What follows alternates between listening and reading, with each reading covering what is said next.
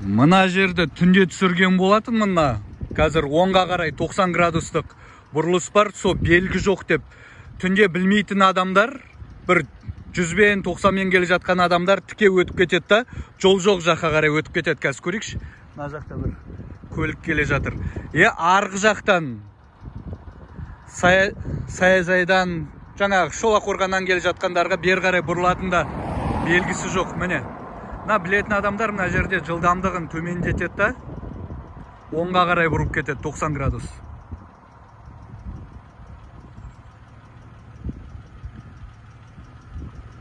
Бұлай.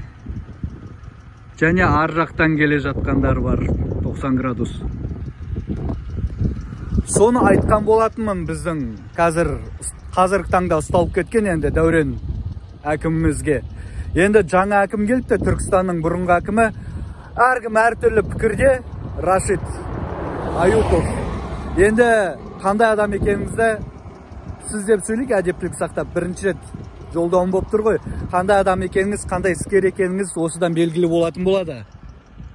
Мына Кентаудан Шолаққорғанға 10-ға бұрылатын бір белгі керек. Сосын Шолаққорғаннан бері қарай келе жатқан адамдарға бұрылыс бар деген белгі керек. Қазір ар жағында түсірейін.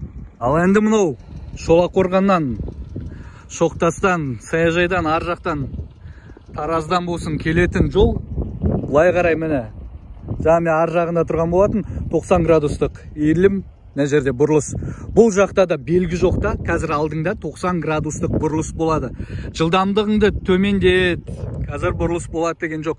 Тіке келе жатса ар жақта ешқандай былай шығып тұрған темір конструкцияда жоқ, тіке ұшып кете саласын, ар жаққа өтіп кетесің.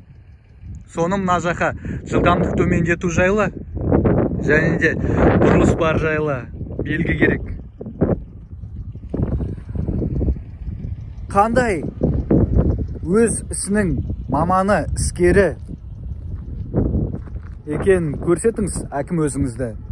Сенге көштірмей ақ қойыңыз, я? Жұмысты жақсылап атқаратын болсаңыз, құрмет болады. Жұмысты дұрыс атқармайтын адамға қандай құрмет болады? Қандай адам екеніңізді өзіңіздің көрсетіңіз.